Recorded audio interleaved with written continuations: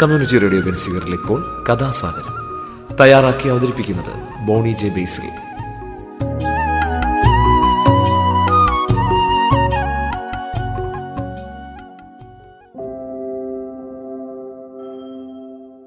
നമസ്കാരം പ്രിയ ശ്രോതാക്കളെ, ഞാൻ ബോണിയാണ്. കഥാസാഗരത്തിൻ്റെ ഏറ്റവും പുതിയ എപ്പിസോഡിലേക്ക് ഇവരെയും സ്വാഗതം ചെയ്യുന്നു. കഥാസാഗരം ആദ്യമായിട്ട് കേൾക്കുന്നവർക്ക് വേണ്ടി പറയാണ്, കഥാസാഗരം കഥകളുടെ പരിപാടിയാണ്. ഓരോ എപ്പിസോഡിലും ഓരോ കഥകൾ, നാടോടി കഥകളും മുത്തശ്ശി കഥകളും ഇതിഹാസങ്ങളും പുരാണങ്ങളും ഐതിഹ്യങ്ങളും എല്ലാം ഇതിലൂടെ കടന്നു വരുന്നു.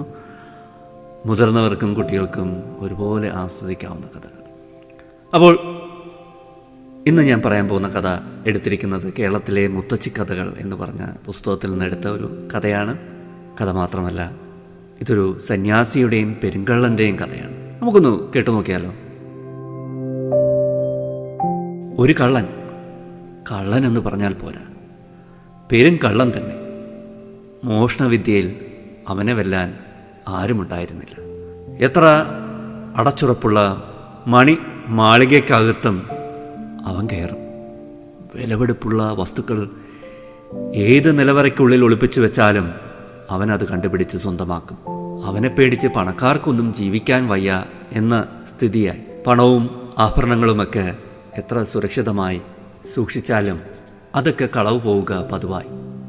ഗത്യന്തരമില്ലാതെ നാട്ടുകാർ ചേർന്ന് രാജാവിനോട് പരാതി പറഞ്ഞു. രാജാവിന് എന്ത് ചെയ്യാനാവും? കൊട്ടാരത്തിൽ നിന്ന് തന്നെ പല പ്രാവശ്യം മോഷണം നടത്തിയിട്ടുള്ള ആളാണവൻ. പലപ്പോഴും അവൻ്റെ സഹായികളിൽ ചിലരെ പിടികൂടി കഠിനമായി ശിക്ഷിച്ചിട്ടുണ്ട്. കള്ളനെ പിടികൂടാൻ സഹായിക്കുന്നവർക്ക് 10,000 സ്വർണ്ണ നാണയങ്ങൾ സമ്മാനം നൽകുമെന്ന് രാജാവ് ഒരു വിളംബരം തന്നെ പുറപ്പെടുവിച്ചു. എന്നിട്ടും ആ പെരുങ്കള്ളനെക്കുറിച്ച് യാതൊരു വിവരവുമില്ല. അവൻ ആർക്കും പിടികൊടുക്കാതെ തൻ്റെ മോഷണവിദ്യ തുടർന്നു വന്നു. അക്കാലത്ത് അവിടെ ഒരു സന്യാസി ഉണ്ടായിരുന്നു കേട്ടോ.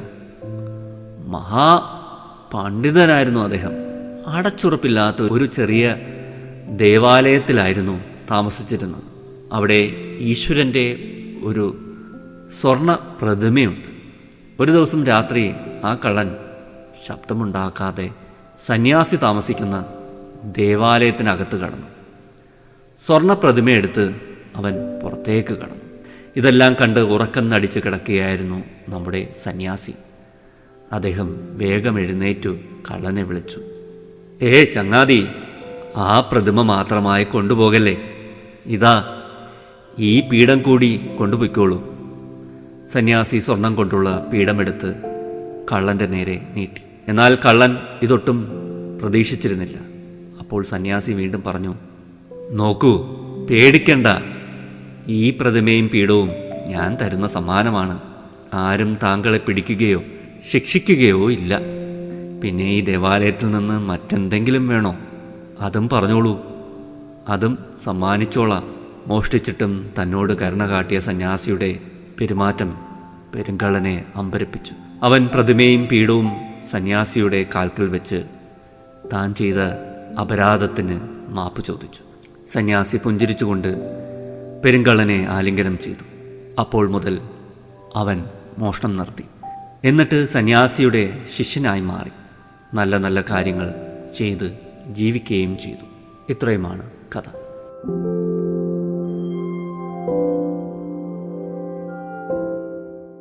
ഈ കഥ വായിച്ചപ്പോൾ എനിക്ക് ഒരു ഫ്രഞ്ച് നോവലുണ്ട്. ആ ഫ്രഞ്ച് നോവൽ എഴുതിയത് വിക്ടർ ഹ്യൂഗോ ആണ്. ആ നോവലിൻ്റെ പേര് ലേ മിസറാബിള് എന്നാണ്. അപ്പോൾ അതിനകത്ത് ഒരു കഥാപാത്രമുണ്ട്. ഞാൻ ഈ നോവൽ പറയാൻ കാരണം, ഈ വിക്ടർ ഹ്യൂഗോ എഴുതിയ ഈ ക്ലാസിക് നോവലിലെ ഒരു കഥാപാത്രം ഒരു ജയിൽ ശിക്ഷയ്ക്ക് വിധിക്കപ്പെട്ട ജീൻ വാൽജീനാണ്. അദ്ദേഹം ജയിലിലാകുന്നത് ഒരു വിശക്കുമ്പോൾ ഒരു ബ്രെഡ് മോഷ്ടിച്ചതിനാണ്. അങ്ങനെ ജയിലിൽ നിന്ന് ഇറങ്ങിയ അദ്ദേഹം ആരും അദ്ദേഹത്തിന് ഒരു അഭയം നൽകുന്നില്ല. അങ്ങനെ അദ്ദേഹം വിശപ്പ് സഹിക്കാൻ വയ്യാതെ, അത് ജയിൽ പുള്ളിയായതുകൊണ്ട് അദ്ദേഹത്തിന് അഭയം ആരും നൽകിയില്ല. അങ്ങനെ അദ്ദേഹം മായോറിയൽ എന്ന് പറഞ്ഞ ഒരു കരുണയുള്ള ഒരു ബിഷപ്പിൻ്റെ കേന്ദ്രത്തിൽ വന്ന് അദ്ദേഹത്തിൻ്റെ വീട്ടിൽ വന്ന് കതകിൽ മുട്ടുകയാണ്.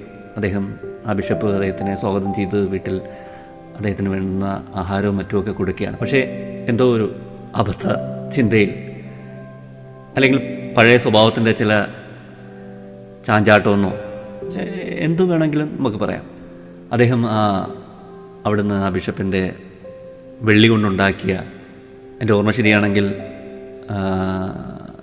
മെഴുകുതിരി സ്റ്റാൻഡും മറ്റുമൊക്കെ, അല്ലെങ്കിൽ സ്പൂണോ, ഭക്ഷണം കഴിക്കുന്ന സ്പൂണോ ഫോർക്കോ അങ്ങനെയൊക്കെ എന്തൊക്കെയോ മോഷ്ടിക്കുകയാണ്. അവിടെ നിന്ന് മോഷ്ടിച്ച് വെളിയിലിറങ്ങുന്ന അദ്ദേഹത്തെ പോലീസ് പിടിക്കുകയാണ്. പോലീസ് പിടിച്ച് ഈ ജീൻ വാൽജീനെ ബിഷപ്പിൻ്റെ മുന്നിൽ ഹാജരാക്കിയാണ്. ഇത് നിങ്ങളുടെ സാധനങ്ങളല്ലേ എന്നൊക്കെ ചോദിക്കുകയാണ്. ബിഷപ്പിന് വളരെ വ്യക്തമായ അദ്ദേഹം മോഷ്ടിച്ചതാണ്, അദ്ദേഹത്തിൻ്റെ വീട്ടിൽ നിന്ന് നഷ്ടപ്പെട്ടതാണ്. അപ്പോൾ ബിഷപ്പ് അദ്ദേഹത്തെ രക്ഷിക്കാൻ വേണ്ടി പറയുകയാണ്, ഞാൻ ഇദ്ദേഹത്തിന് ഇതെല്ലാം ഗിഫ്റ്റായിട്ട് കൊടുത്തതാണ് എന്ന് പറയുകയാണ്, ഞാൻ സമ്മാനിച്ചതാണ് എന്ന് പറയുകയാണ്. അങ്ങനെ സത്യം ചെയ്യുകയാണ്, ഞാൻ ഇനിയൊരു സത്യസന്ധനായ മനുഷ്യനായിട്ട് ജീവിക്കും എന്ന്. അപ്പോൾ ആ ഒരു കഥാസന്ദർഭമാണ് എനിക്ക് ഈ കഥ വായിച്ചപ്പോൾ ഓർമ്മ വന്നത്. ഇതിനകത്ത് വലിയൊരു മനസ്സുണ്ട് അല്ലേ, ഇതിനകത്തൊരു വലിയൊരു മനസ്സുണ്ട്, കരുണയുടെ ഒരു മനസ്സുണ്ട്. ഈ കരുണ കാണിക്കുമ്പോൾ തീർച്ചയായിട്ടും എത്ര കഠിന ഹൃദയനായ മനുഷ്യനും ഒന്ന് അലിയും. എന്തിനാണ് ഇദ്ദേഹം എന്നോട് ഈ കരുണ കാണിക്കുന്നത്? ഞാനൊരു വലിയ തെറ്റുകാരനല്ലേ? ഈ തെറ്റുകാരനായ എന്നോട് കരുണ കാണിക്കുന്നത് എന്നുള്ളൊരു ചിന്ത സത്യം പറഞ്ഞാൽ ഒരു വലിയ മാറ്റം സൃഷ്ടിക്കും. അതാണ് ഇവിടെ ഈ രണ്ട് കഥകളിലും കാണുന്നത്. കരുണ കാണിക്കുകയാണ്, സത്യം അറിഞ്ഞിട്ടും അവർ കരുണ കാണിക്കുകയാണ്. ആ കരുണയിൽ ഈ രണ്ട് കഥാപാത്രങ്ങൾക്കും മനസ്താപം ഉണ്ടാവുകയാണ്. അപ്പോൾ കരുണയ്ക്ക് വലിയൊരു പ്രാധാന്യമുണ്ട് മനുഷ്യജീവിതത്തിൽ എന്നുള്ള ഒരു സൂചന കൂടി ഈ കഥ നമുക്ക് പറഞ്ഞു നൽകുന്നുണ്ട്. നമ്മളെ ഏറെ അത്ഭുതപ്പെടുത്തുന്നത് സന്യാസിയുടെ പക്കലും പുരോഹിതൻ്റെ പക്കലും ഒരു മനുഷ്യനെ പ്രകോപിപ്പിക്കാൻ പറ്റുന്ന സ്വർണവും വെള്ളിയും ഉണ്ട് എന്ന വസ്തുതയാണ്. അതായത് ദൈവത്തിൻ്റെ പേരിൽ സ്വർണവും വെള്ളിയുമൊക്കെ എത്തുന്നു. സാധാരണ ജനം പട്ടിണിയിലാകുമ്പോഴും അവിടെ സമ്പന്നതയുടെ മുദ്രകൾ അവശേഷിക്കുന്നു. ദൈവത്തിന് പ്രയോജനമില്ലാത്ത സ്വർണവും വെള്ളിയുമൊക്കെ ദൈവത്തിൻ്റെ പേരിൽ അവിടെ ഉണ്ടാകും. കള്ളൻ ദാരിദ്ര്യത്തിൻ്റെ സൃഷ്ടിയായിരിക്കും. അവന് ഈ വസ്തുക്കൾ വിറ്റാൽ പണം ലഭിക്കും. അതാണ് അവനെ മോഷ്ടാവാക്കുന്നത്. അപ്പോൾ ഇവിടെ വല്ലാത്തൊരു സംഘർഷാവസ്ഥയാണ്. തെറ്റും ശരിയും എല്ലാം ചേർന്ന് ഉള്ള ഒരു വല്ലാത്ത, അതിൻ്റെ അതിരുകൾ വേർതിരിക്കാൻ പറ്റാത്ത ഒരു വല്ലാത്ത അവസ്ഥ. നമ്മൾ യഥാർത്ഥത്തിൽ ഈ ഏറ്റവും വലിയ ചൂഷകൻ അല്ലെങ്കിൽ ഒരു കള്ളൻ എന്നൊക്കെ പറയുന്നത് മനുഷ്യർ തന്നെയാണ് അല്ലേ. നമ്മൾ എന്തുമാത്രമാണല്ലേ ഭൂമിയുടെ അനുവാദം ഒന്നുമില്ലാതെ അല്ലെ ഭൂമിയെ ചൂഷണം ചെയ്യുന്നത്, മരങ്ങൾ വെട്ടിമുറിക്കുന്നത്, ഖനികൾ തുരന്ന് സ്വർണവും കൽക്കരിയും എന്തൊക്കെ എടുക്കാൻ പറ്റുമോ അതെല്ലാം എടുക്കുന്നുണ്ട്. ഭൂമിയിൽ വലിയ വലിയ അഗാധമായ ഗർത്തങ്ങൾ ഉണ്ടാക്കി നമ്മൾ എന്തൊക്കെ ചൂഷണങ്ങളാണ് ചെയ്യുന്നത്. ന്യൂ ഇംഗ്ലണ്ടിലെ പരിസ്ഥിതിവാദിയായിരുന്ന ജോർജ് പെർക്കിൻസൺസ് മാർഷ് 1947 അദ്ദേഹം ഇങ്ങനെ നിരീക്ഷിക്കുകയുണ്ടായി. ഏതാനും വർഷങ്ങൾക്ക് ശേഷം തൻ്റെ ജന്മനാട്ടിൽ തിരിച്ചെത്തുന്ന ഒരു മധ്യവയസ്കൻ കാണുന്നത് തികച്ചും അപരിചിതമായ ഒരു ഭൂപ്രകൃതിയായിരിക്കും. മാർഷ് അന്ന് തൻ്റെ 40കളിലൂടെ ജീവിക്കുകയായിരുന്നു. ജന്മനാടായ വെർമോണ്ടിൽ തൻ്റെ ജീവിതകാലത്തിനുള്ളിൽ നടന്ന നശീകരണങ്ങൾ അദ്ദേഹത്തെ ഉത്കണ്ഠാകുലനാക്കി. കുന്നിൻ ചരിവുകൾ തകർക്കപ്പെട്ടിരുന്നു, കാടുകൾ കത്തിച്ചിരുന്നു, പുഴകൾക്ക് കുറുകെ ഡാമുകൾ കെട്ടിയിരുന്നു. ആരുടെയും ശ്രദ്ധ പിടിച്ചു പറ്റുന്ന കാഴ്ചകളായിരുന്നു ഇവയൊക്കെ. അപ്പോൾ നമ്മൾ ചിന്തിക്കേണ്ടത് നമ്മുടെ പശ്ചിമഘട്ടത്തെക്കുറിച്ചാണ്. അതുമായിട്ട് ഇതിനെ നമ്മൾ കൂട്ടി വായിക്കണം. 1950-കൾക്ക് ശേഷം പശ്ചിമഘട്ടം വൻതോതിൽ തകർന്നു. ഖനനവും വനനശീകരണവും ഏകവിളത്തോട്ടങ്ങളും ഡാമുകളും കുടിയേറ്റവും ഒക്കെ അതിന് വഴിവെച്ച ഘടകങ്ങളാണ്. ബ്രിട്ടീഷുകാരുടെ ആവശ്യങ്ങൾക്കായി വനം നശിപ്പിച്ച് നട്ടുപിടിപ്പിച്ച തേക്ക് തോട്ടങ്ങൾ, റബ്ബർ തോട്ടങ്ങൾ, തേയിലത്തോട്ടങ്ങൾ, കാപ്പിത്തോട്ടങ്ങൾ, അവരുടെ അടച്ചുമുറിക്കൽ രീതികളൊക്കെ വലിയ തോതിൽ പശ്ചിമഘട്ടത്തെ നശിപ്പിച്ച പ്രവർത്തനങ്ങളാണ്. മനസ്സിലായില്ലേ? ഒരു വിള നടാൻ വേണ്ടി, ഇപ്പോൾ റബ്ബർ നടാൻ വേണ്ടി, അല്ലെങ്കിൽ കാപ്പിത്തോട്ടം ഉണ്ടാകാൻ വേണ്ടി, തേയിലത്തോട്ടം ഉണ്ടാകാൻ വേണ്ടി ഒരു കാട് പ്രദേശം മുഴുവൻ കത്തിച്ച് കളയുകയാണ്, വെട്ടി നശിപ്പിക്കുകയാണ്, അല്ലെങ്കിൽ കത്തിച്ച് കളയുകയാണ്. എന്നിട്ട് അവിടെ അതിന് യോജിച്ച അല്ലാത്ത ഒരു ചെടിയോ വിളയോ ഒക്കെ കൊണ്ട് നട്ടുപിടിപ്പിക്കുകയാണ്. അവിടെ മുഴുക്ക്, ആ കുന്നും പ്രദേശം മുഴുക്ക് അതായിരിക്കും. അപ്പോൾ അവിടെ ഉണ്ടായിരുന്ന സസ്യജാലങ്ങളെല്ലാം, സസ്യങ്ങളും മൃഗങ്ങളും പറവകളും പക്ഷികളും ചിത്രശലഭങ്ങളും അങ്ങനെ നാനാവിധത്തിലുള്ള പുഴുക്കളും പ്രാണികളും എല്ലാം നശിക്കപ്പെടുകയാണ് അതിനോടൊപ്പം.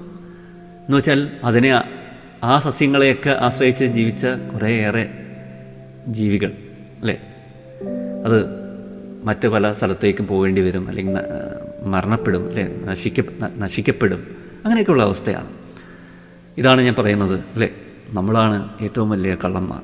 നമ്മൾ വളരെ മാന്യന്മാരെന്നൊക്കെ പറഞ്ഞ് നടക്കുന്ന നമ്മൾ തന്നെയാണ് ഏറ്റവും വലിയ കള്ളന്മാർ. ഭൂമിയെ എത്രമാത്രം നമ്മൾ മോഷ്ടിക്കുന്നുണ്ട്, എത്രമാത്രം അപകടപ്പെടുത്തുന്നുണ്ട്.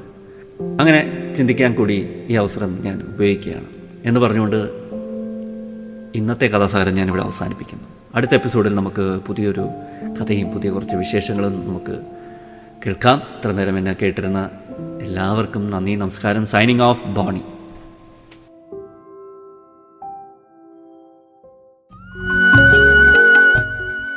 കമ്മ്യൂണിറ്റി റേഡിയോ ബെൻസിഗറിൽ നിങ്ങളിപ്പോൾ കേട്ടത് കഥാസാഗരം. തയ്യാറാക്കി അവതരിപ്പിച്ചത് ബോണി ജെ ബേസിൽ.